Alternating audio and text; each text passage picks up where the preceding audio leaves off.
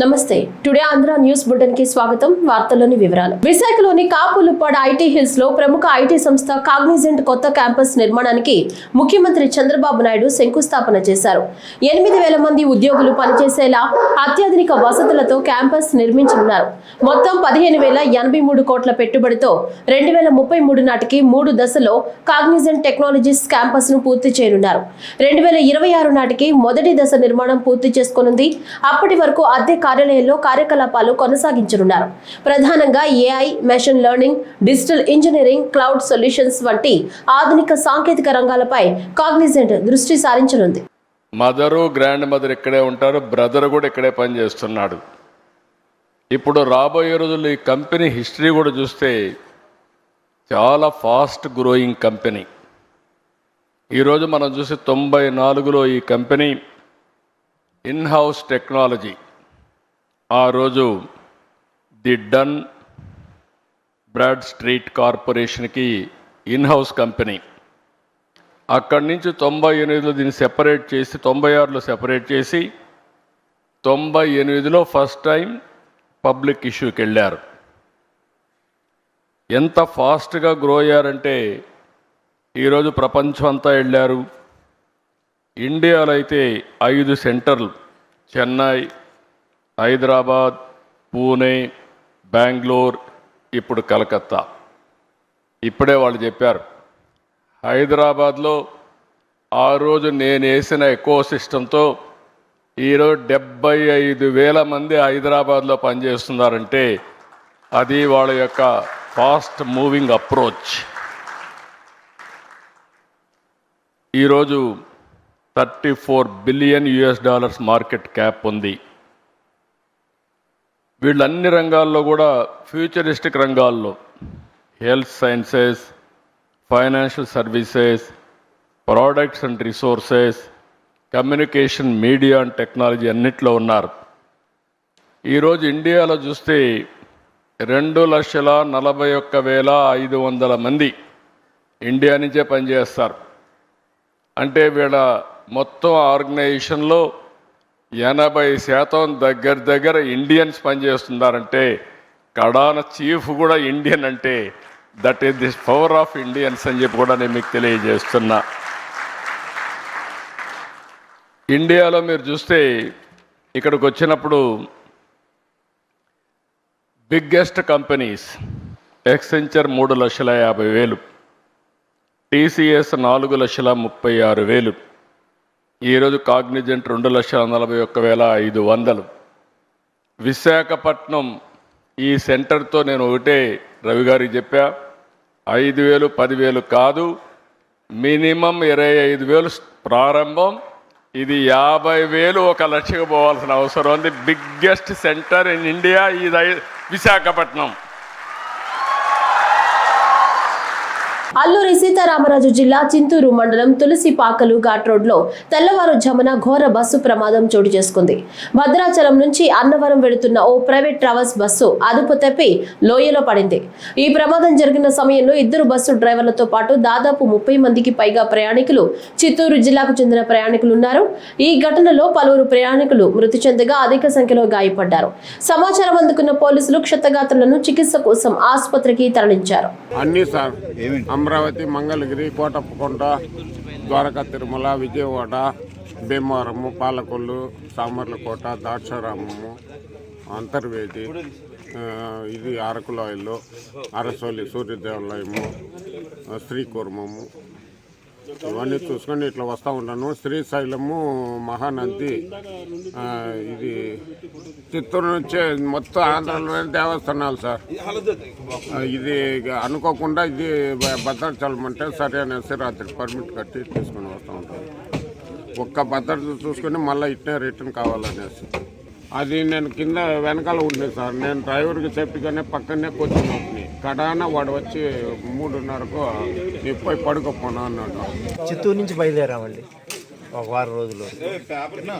ఈ విధంగా వారం రోజులకు రకరకాల ప్రాంతాలు చూసుకుంటూ వచ్చాము. నిన్న అరకు వెళ్ళాము, సింహాచలం వెళ్ళాము, అరసి వెళ్ళి శ్రీకూరం చూసుకొని కి భద్రాచలం వెళ్తుంటే ఉదయం అదే 4:30 గంటల ప్రాంతంలో బ్రేక్ ఫెయిల్ కావడం ఏం తెలియదు మాకు. బస్సు ఈ విధంగా పల్టీకి పోతుంది. 9 మంది చనిపోయారు. ఒక 10-15-20 మంది ఇంజూర్ అయినారు. 7-8 మంది సేఫ్. మొత్తం ఎంతమంది ఉన్నారండి? మొత్తం 36 మంది అండి. మారేడుమిల్లి ఘాట్ రోడ్లో జరిగిన ప్రమాదంలో మృతి చెందిన మృతదేహాలను క్షతగాత్రులను రంపచోడవరం ఎమ్మెల్యే మిరియాల శిరీషాదేవి పరామర్శించారు. ఈ సందర్భంగా మాట్లాడుతూ గాయపడిన మరణించిన వారి కుటుంబాలకు తమ ప్రభుత్వం అండగా ఉంటుందన్నారు. విషయం తెలిసిన వెంటనే ప్రధాని Modi, CM Chandrababu, deputy CM Pawan Kalyan స్పందిస్తూ వారికి ప్రభుత్వం నుంచి అందవలసిన సాయానికి తక్షణ ఆదేశాలు ఇచ్చినట్లు తెలిపారు. అదేవిధంగా మరణించిన కుటుంబాలకు కూడా మా ప్రభుత్వం ఖచ్చితంగా అండగా ఉంటుంది. ఈ విషయం తెలియగానే ప్రధాని మోదీ గారు, పవన్ కళ్యాణ్ గారు, సీఎం గారు కూడా స్పందించి ఖచ్చితంగా కుటుంబాలకి మా ప్రభుత్వం భరోసాగా ఉంటుంది, అండగా ఉంటుందని హామీ ఇవ్వడం జరిగింది.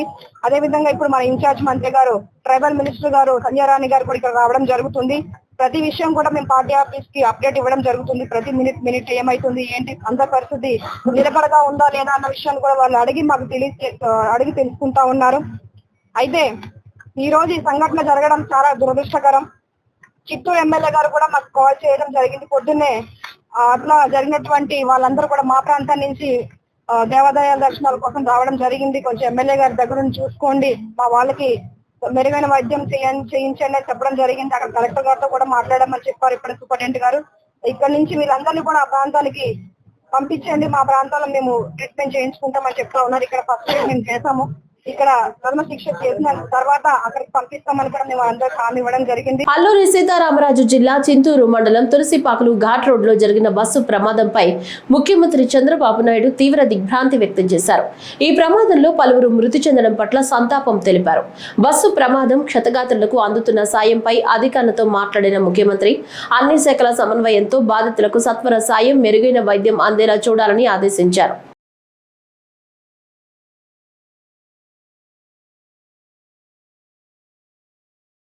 ముఖ్యమంత్రి చంద్రబాబు నాయుడు మంగళగిరిలోని తెలుగుదేశం పార్టీ కేంద్ర కార్యాలయానికి వెళ్లారు. ఈ సందర్భంగా కాఫీ కబుర్లు పేరుతో నిర్వహించిన సమావేశంలో ముఖ్యమంత్రి చంద్రబాబు పాల్గొని మండల పార్టీ అధ్యక్షుడు, ప్రధాన కార్యదర్శులతో పలు అంశాలపై చర్చించారు.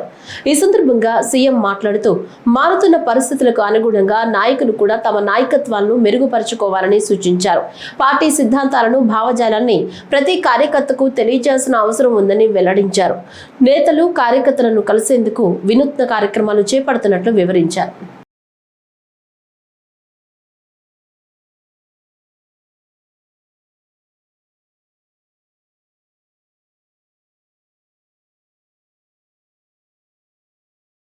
విజయవాడలోని ఇంద్రకీలాద్రిపై ఉన్న శ్రీ దుర్గా మల్లేశ్వర స్వామివార్ల దేవస్థానంలో భవానీ దీక్ష విరమణలు కొనసాగుతున్నాయి. వివిధ ప్రాంతాల నుంచి పెద్ద సంఖ్యలో భవానీలు అమ్మవారి సన్నిధికి చేరుకుని మాలలను విరమిస్తున్నారు. భవానీ దీక్షల విరమణలు కొనసాగుతున్న సమయంలో అన్ని వివిఐపి దర్శనాలను అధికారులు రద్దు చేశారు. అయినప్పటికీ కొందరు ప్రముఖులు అమ్మవారి దర్శనానికి వస్తుండటంతో సామాన్య భక్తులకు ఇబ్బందులు ఎదురవుతున్నాయని ఆలయ కార్యదర్శి సీనా నాయక్ తెలిపారు. ఈ విషయాన్ని గ్రహించి ప్రముఖులు అమ్మవారి దర్శన ఏర్పాట్లు చేసుకోవాల్సిందిగా ఆయన ఒక ప్రకటనలో కోరారు.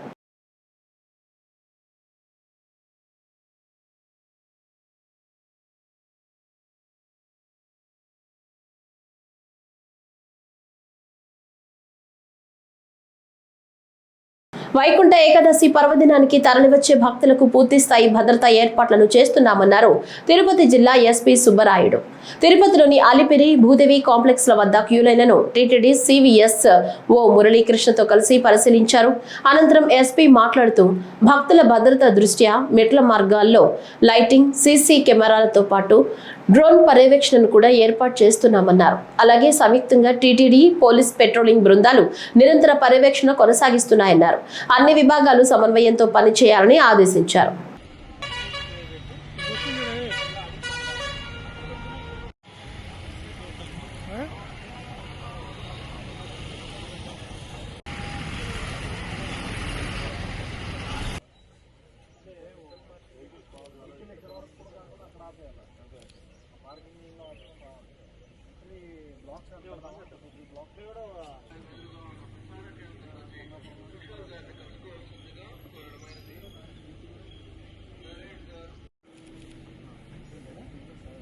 పర్యావరణ పరిరక్షణపై సమగ్ర అవగాహన పెంపొందించడమే లక్ష్యంగా 2 రోజుల క్రితం ఏర్పాటు చేసిన సిక్కోలు హరిత మహోత్సవం గత రాత్రితో ముగిసింది.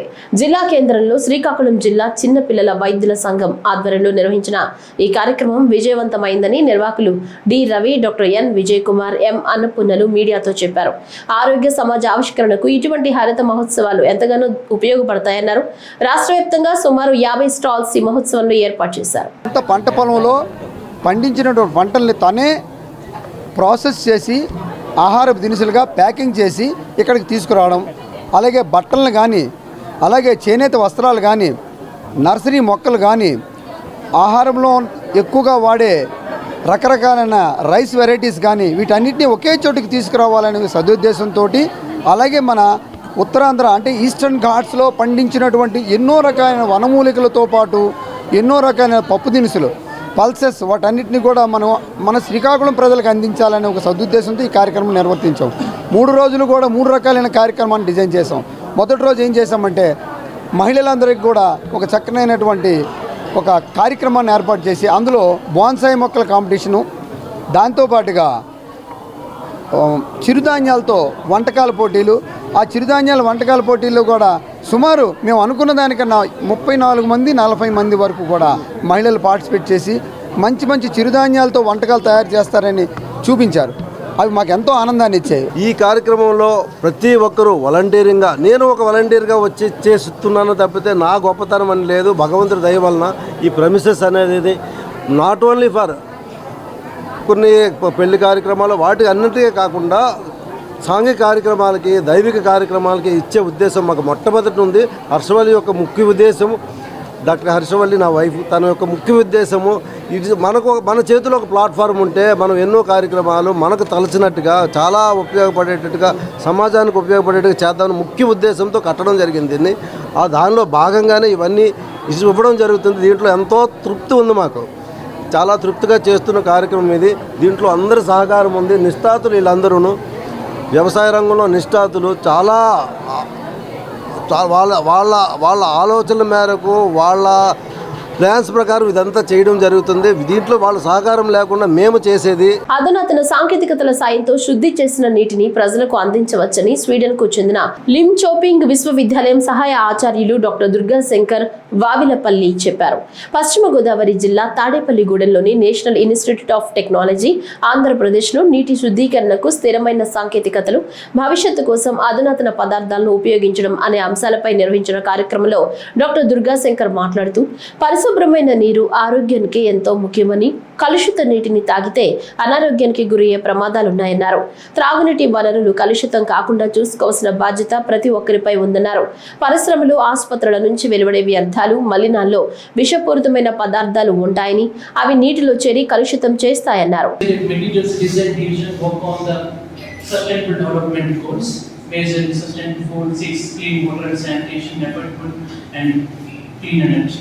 Why we want to do the research on the clean water? If you see that as per UN statistics, there are from the year 2020 statistics, from around 22.2 billion people lack safe drinking water, and 3.5 billion people are lack safely managed sanitation. But if you see here, the 2.4 billion people are living in water stressed countries. So there are a lot of water pollution happening in these countries, and they are lacking the drinking water and water for the sanitation. So we majorly focus on the water purification using the advanced materials synthesis at our division materials design. If you see, there are many pollutants releasing from the industries like a pathogens, heavy metal, industrial waste, pharmaceutical, severely damaging the water bodies and adversely affecting the human health. For example, if you see the antibiotics, I know in India we consume too much antibiotics, we can get them over the counter medicine, but we are not only directly consuming those antibiotics, we are consuming indirectly also. From the water releasing from the industries and pharmaceutical industries, they release it directly from the water bodies, and those waters are utilized for the livestock growth and the agriculture. Through this passively we are consuming the antibiotics, and it develops the antibiotic gene resistance. So at some extent, some years, we were not responsive to the antibiotics anymore. So it is huge need of degrading the antibiotics. Not only antibiotics, there are many other persistent pollutants present in the water. So we need to address each and everything, and we need to explore the different advanced treatment methods. Machilipatnam collectorate వద్ద ధర్నా చౌక్ లో AP anganwadi workers and helpers union ఆధ్వర్యంలో ధర్నా కార్యక్రమం నిర్వహించారు. ప్రభుత్వం నుంచి తమకు రావాల్సిన నిధులను విడుదల చేయాలని, తమ న్యాయమైన డిమాండ్లను ప్రభుత్వం పరిష్కరించాలని కోరారు. గత ప్రభుత్వంలో తమకు న్యాయం జరగలేదని, కూటమి ప్రభుత్వం అధికారంలోకి వచ్చిన తర్వాత న్యాయం చేస్తామని హామీ ఇచ్చిన విషయాన్ని గుర్తు చేశారు. తమకిచ్చిన హామీలను ప్రభుత్వం నెరవేర్చకపోవడం వల్ల ప్రభుత్వానికి గుర్తు చేస్తూ తమ సమస్యల పరిష్కారం కోరుతూ పెండింగ్ లో ఉన్న జీతాలను తక్షణమే చెల్లించాలని, అంగన్వాడీ హెల్పర్స్ కు గౌరవ వేతనంగా ప్రభుత్వం చెల్లించే మొత్తం కాకుండా కార్మికులుగా గుర్తించి కనీస వేతనాలు చట్టం ప్రకారం తమకు జీతాలు ఇవ్వాలని, మినీ అంగన్వాడీ స్కూల్స్ లో హెల్పర్లకు ప్రమోషన్లు, ప్రభుత్వం ప్రజలకు అందించే సంక్షేమ పథకాలను తమకు కూడా వర్తింపచేయాలని కోరుతూ జిల్లా రెవెన్యూ అధికారి కె చంద్రశేఖరరావుకు వినతి పత్రం అందించారు.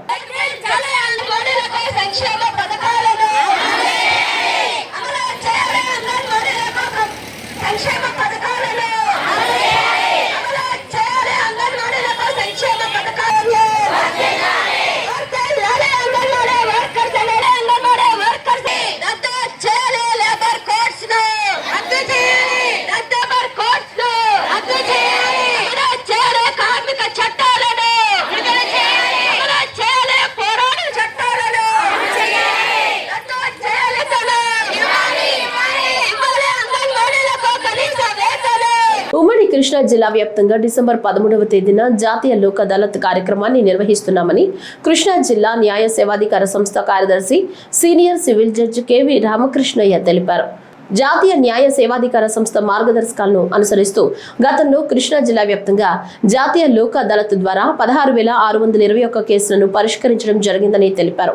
లోక్ అదాలత్ నిర్వహించేందుకు ఉమ్మడి కృష్ణా జిల్లా వ్యాప్తంగా 42 ప్రత్యేక బెంచ్లను ఏర్పాటు చేయడం జరిగిందని వివరించారు. జాతీయ న్యాయ సేవాధికార సంస్థ వారిచ్చిన ఆదేశాల మేరకు రాష్ట్ర న్యాయ సేవాధికార సంస్థ ఉత్తర్వుల మేరకు జిల్లా న్యాయ సేవాధికార సంస్థ చైర్మన్ శ్రీ గుత్తాల గోపి గారు వారి ఆదేశానుసారము మనకు ఈ డిసెంబర్ 13వ తారీఖు అనగా 13/12/2025 తారీఖున జాతీయ లోక్ అదాలత్ అనేది ఉమ్మడి కృష్ణా జిల్లా మరియు ఏలూరు జిల్లాలోని కోర్టుల ప్రాంగణంలో నిర్వహించబడుతుంది. దీనిలో కోర్టులో పెండింగ్ కేసుల పరిష్కారం కొరకై ఇటువంటి ఒక అవకాశం ఏర్పాటు చేయటం జరిగింది. దీంట్లో కోర్టులో పెండింగ్ కేసులు ఉన్నవాళ్ళు లేదా ఇతరత్రా ఏవైనా కేసులు పరిష్కరించుకోదలిచిన వారు చట్టబద్ధమైన సంస్థ అయినటువంటి న్యాయ సేవాధికార సంస్థ ద్వారా మరియు మన ఉమ్మడి కృష్ణా జిల్లాలో ఉన్నటువంటి న్యాయస్థానాల ద్వారా వారి కేసులను పరిష్కరించుకోవడానికి ఇది ఒక చక్కటి అవకాశము.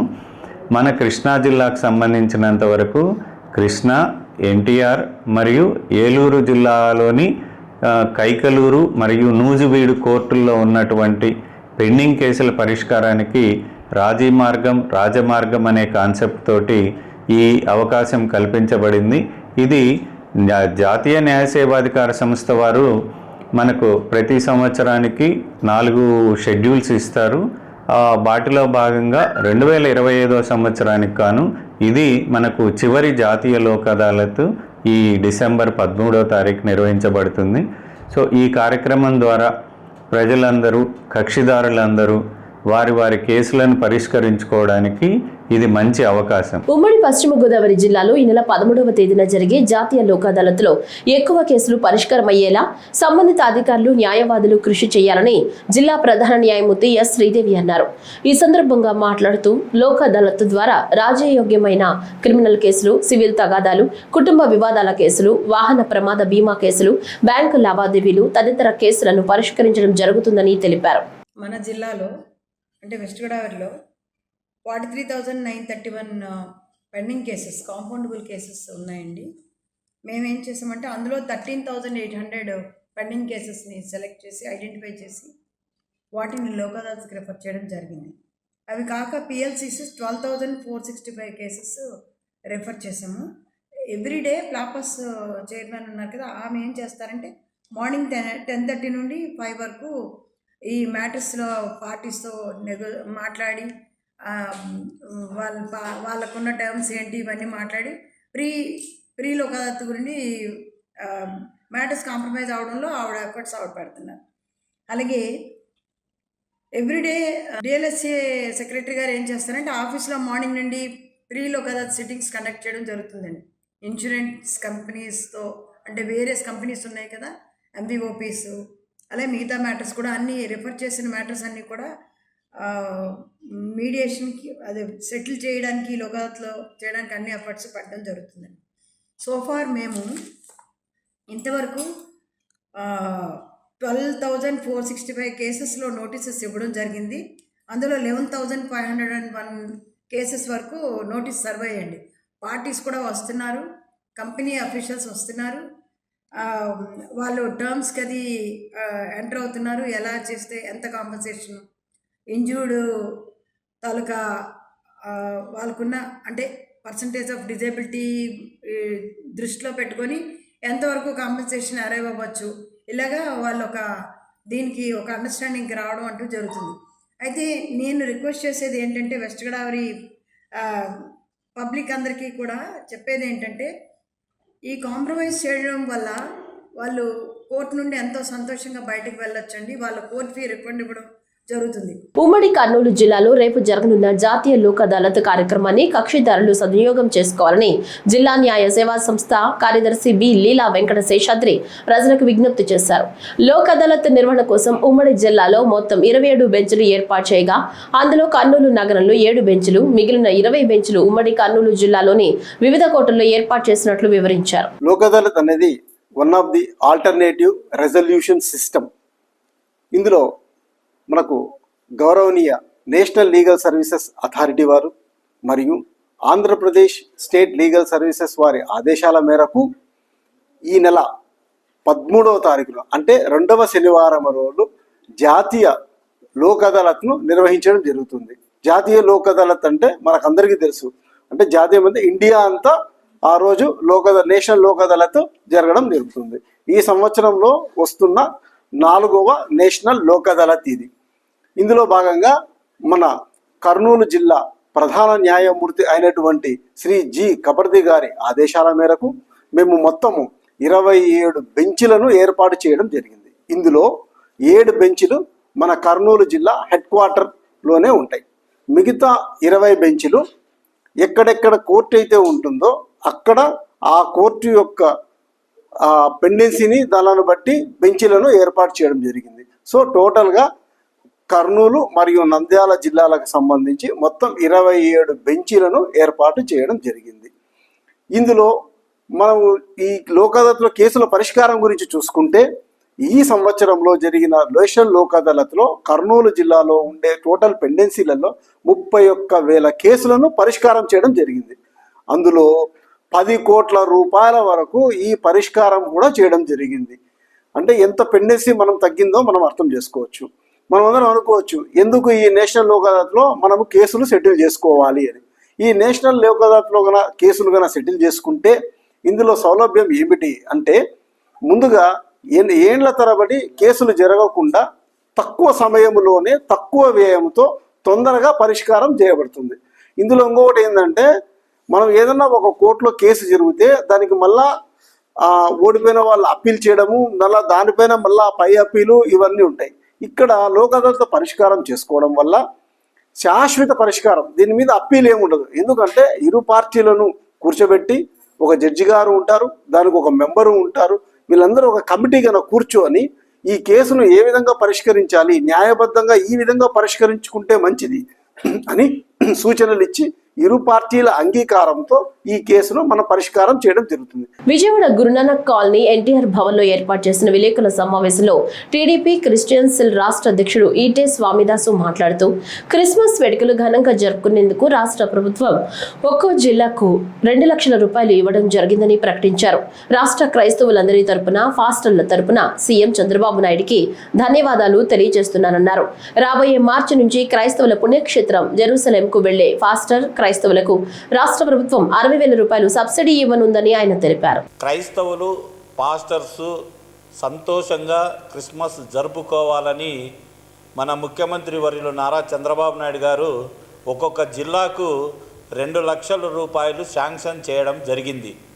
అంటే క్రైస్తవులకు పండగ ఒక్కటే క్రిస్మస్, అది వాళ్ళు బాగా జరుపుకోవాలి అనే ఉద్దేశంతోనే నారా చంద్రబాబు నాయుడు గారు, లోకేష్ గారు ఈరోజు మనకు 2 లక్షలు విడుదల చేయడం జరిగింది.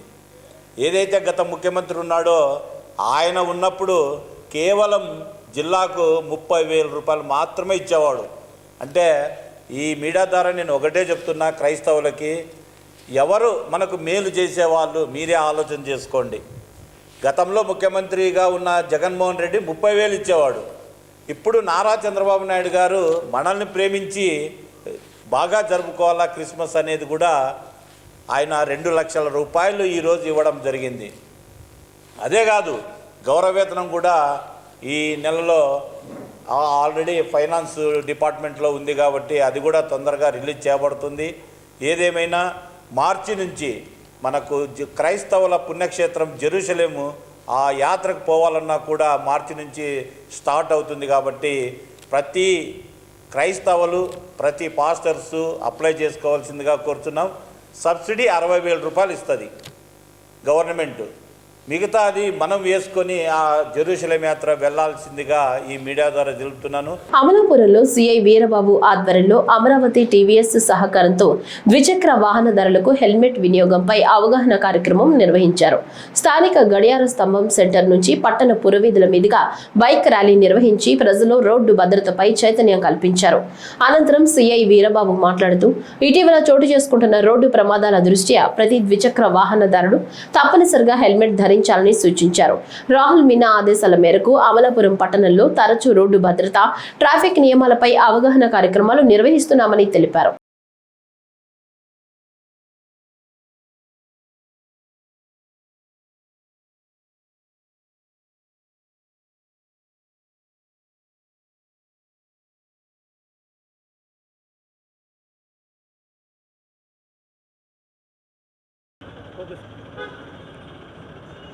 అందరికీ నమస్కారం అండి.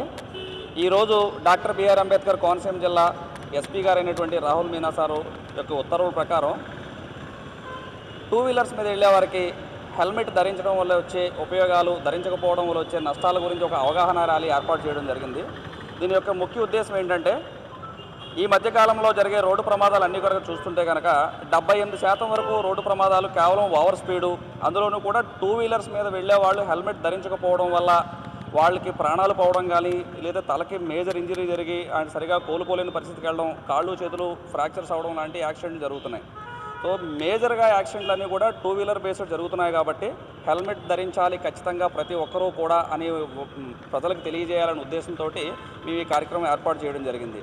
ఈ కార్యక్రమం ఏర్పాటు చేస్తున్నామని చెప్పగానే అమరావతి టీవీఎస్ జనరల్ మేనేజర్ అయినటువంటి రానా చౌదరి గారు మాకు సహాయం అందించారు.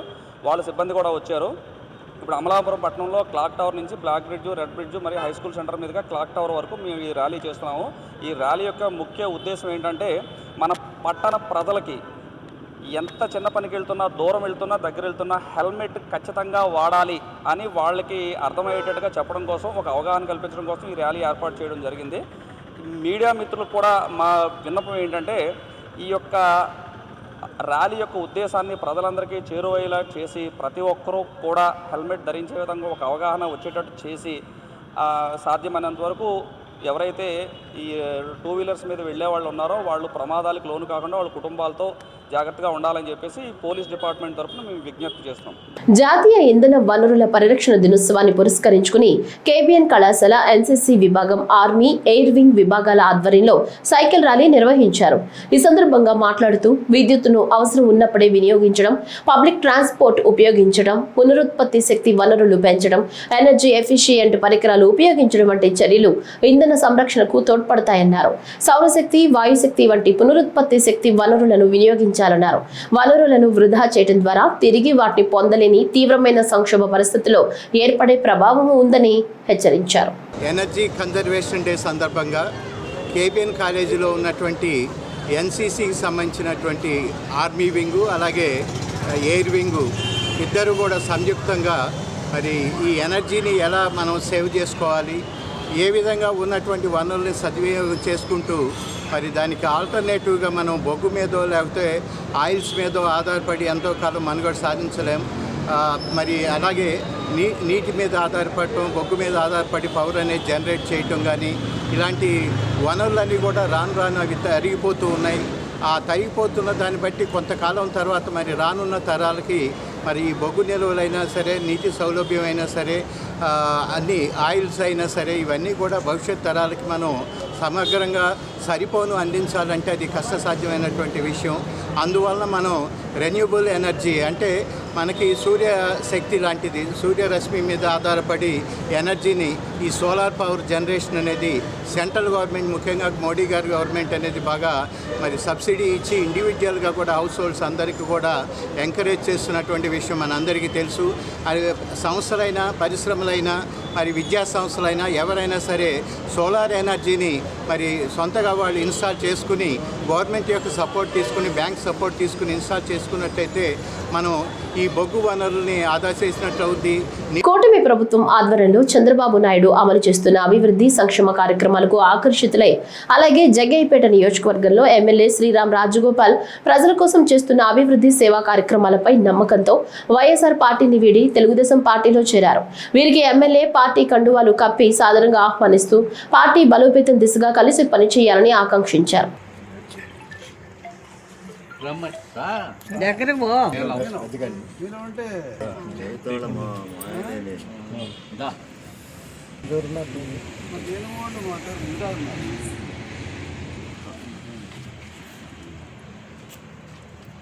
ఆంగ్లేయుడైన సర్ సిపి బ్రౌన్ దొర తెలుగు భాషోద్ధారకుడు, తెలుగు సూర్యుడు కాగా తెలుగువారైన జగన్, చంద్రబాబు తెలుగు భాష విధ్వంసకులు కావడం దురదృష్టకరం, శోచనీయమని రాజ్యసభ మాజీ సభ్యులు తులసిరెడ్డి అన్నారు. వేంపల్లిలో స్వర్గీయ సర్ సిపి బ్రౌన్ దొర 141వ వర్ధంతిని కాంగ్రెస్ నాయకులు ఘనంగా నిర్వహించారు. ఈ సందర్భంగా మాట్లాడుతూ ఒక ఆంగ్లేయుడైన sir CP Brown East India company తరపున భారతదేశానికి వచ్చి కడపలో ఇల్లు కట్టుకుని తెలుగు భాష నేర్చుకుని తెలుగు నిఘంటువు రచించి తెలుగులో అనేక పుస్తకాలు రచించి వేమన పద్యాలు సేకరించి తెలుగు భాషాభివృద్ధికి ఎనలేని కృషి చేసి పదవీ విరమణ అనంతరం ఇంగ్లాండ్కు పోయి లండన్ విశ్వవిద్యాలయంలో తెలుగు ప్రొఫెసర్గా పనిచేశాడన్నారు. అందుకే బ్రౌన్ దొర తెలుగు భాషోద్ధారకుడు, తెలుగు సూర్యుడు అయ్యాడని తులసిరెడ్డి కీర్తించారు. ఈరోజు తెలుగు భాషోద్ధారకుడు, తెలుగు సూర్యుడు అయిన సర్ సిపి బ్రౌన్ 141వ వర్ధంతి. సర్ సిపి బ్రౌన్ ఒక విదేశీయుడై ఉండి కూడా, ఒక ఆంగ్లేయుడై ఉండి కూడా ఈస్ట్ ఇండియా కంపెనీ తరపున భారతదేశానికి వచ్చి కడప జిల్లాకు వచ్చి కడపలో ఇల్లు కొనుక్కొని తెలుగు భాష నేర్చుకొని తెలుగు నిఘంటువు రచించి తెలుగులో అనేక గ్రంథాలు రచించి వేమన పద్యాలు సేకరించి తెలుగు భాషాభివృద్ధికి ఎనలేని కృషి చేసి తిరిగి లండన్కు పోయిన తర్వాత కూడా లండన్ విశ్వవిద్యాలయంలో తెలుగు భాష ప్రొఫెసర్గా పనిచేసినటువంటి గొప్ప వ్యక్తి ఆయన. అందుకోసమే ఆయన తెలుగు భాషోద్ధారకుడు, తెలుగు సూర్యుడు. కానీ దురదృష్టవశాత్తు తొలి భాషా ప్రయుక్త రాష్ట్రంగా ఏర్పడినటువంటి ఆంధ్రప్రదేశ్లో, అమరజీవి పొట్టి శ్రీరాములు ఆత్మార్పణ ఫలితంగా ఏర్పడినటువంటి ఆంధ్రప్రదేశ్లో తెలుగు భాష రోజు రోజుకు తెరమరుగు కావడం అనేది చాలా దురదృష్టకరం, చాలా శోచనీయం. జగన్మోహన్ రెడ్డి పాలనలో పాఠశాల విద్యలో తెలుగు మాధ్యమాన్ని రద్దు చేస్తూ దాని స్థానంలో ఆంగ్ల మాధ్యమాన్ని ప్రవేశపెడుతూ జీవో 85 జారీ చేయడం జరిగింది. దాన్ని ప్రస్తుతం చంద్రబాబు ప్రభుత్వం ఆ జీవోను రద్దు చేయకుండా అది కొనసాగుతూనే ఉంది. మొన్న ఆంధ్రప్రదేశ్లో కూటమి ప్రభుత్వం అధికారంలోకి వచ్చిన తర్వాత కూడా 10వ తరగతి విద్యార్థులు ఆంధ్రప్రదేశ్లో 85% మంది ఆంగ్ల మాధ్యమంలో పరీక్ష రాశారు. దాన్ని బట్టి ఆంధ్రప్రదేశ్లో తెలుగు భాష పరిస్థితి ఏమిటో అర్థమవుతా ఉంది. మంగళగిరి వ్యవసాయ మార్కెట్ యార్డు పరిధిలో పలు కీలక అభివృద్ధి కార్యక్రమాలకు శంకుస్థాపన ఘనంగా జరిగింది. మార్కెట్ యార్డు కమిటీ ఆధ్వర్యంలో చేపట్టనున్న 37,70,000 విలువైన అభివృద్ధి పనులకు market yard chairman Jawadi Kiran Chand శంకుస్థాపన చేశారు. ప్రభుత్వం ఆమోదించిన ఈ నిధులతో మార్కెట్ యార్డులో అత్యవసర మరమ్మతులు, రైతు సదుపాయాల మెరుగుదలకు సంబంధించిన పలు పనులు చేపట్టనున్నట్లు అధికారులు తెలిపారు. ఈ సందర్భంగా మాట్లాడుతూ చంద్రబాబు రైతుల సంక్షేమం పట్ల ప్రభుత్వం చూపుతున్న కట్టుబాటు ప్రశంసనీయమన్నారు. మార్కెట్ యార్డులో భవనాలు దెబ్బతినడం వల్ల రైతులు ఇబ్బందులు ఎదుర్కొంటున్న నేపథ్యంలో మంత్రి మంగళగిరి శాసనసభ్యులు నారా లోకేష్ ప్రత్యేకంగా స్పందించి ఈ నిధులను మంజూరు చేయడం రైతు సంక్షేమానికి నిదర్శనమని పేర్కొన్నారు. మన మంగళగిరి మార్కెట్ యార్డ్ కమిటీ ఆధ్వర్యంలో పలు అభివృద్ధి కార్యక్రమాలకి ఈరోజు శంకుస్థాపన కార్యక్రమం చేయడం జరిగింది. సుమారుగా 37,70,000 రూపాయలు పలు అభివృద్ధి కార్యక్రమాల్లో ఈరోజు మార్కెట్ యార్డ్లో డెవలప్మెంట్ ఫండ్స్ గవర్నమెంట్ నుంచి శాంక్షన్ చేయడం, ఈరోజు శంకుస్థాపన చేయడం జరిగింది. రైతులు ప్రభుత్వం అనేది ఈ ప్రభుత్వం కూటమి ప్రభుత్వం అనేది అందరికీ తెలుసు.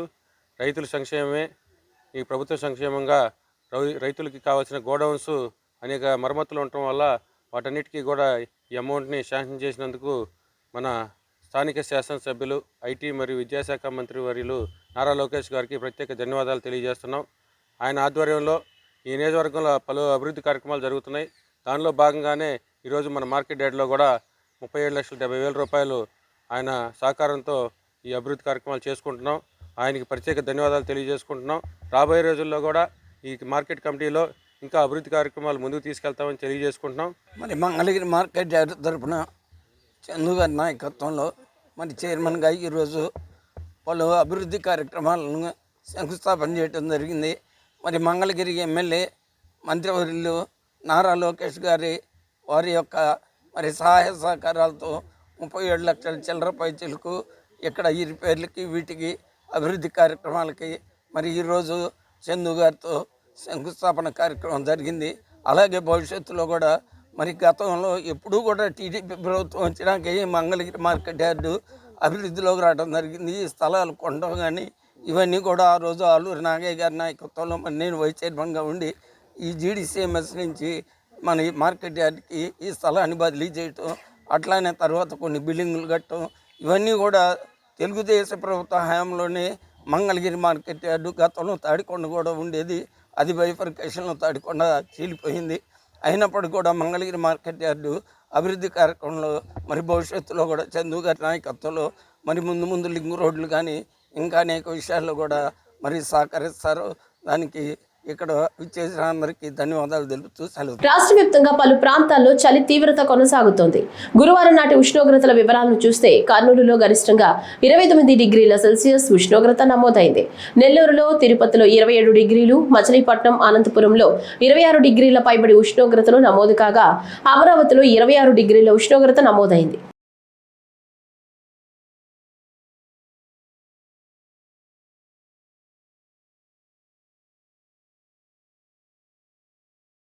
ఈ వార్తలు ఇంతటితో సమాప్తం. నమస్కారం.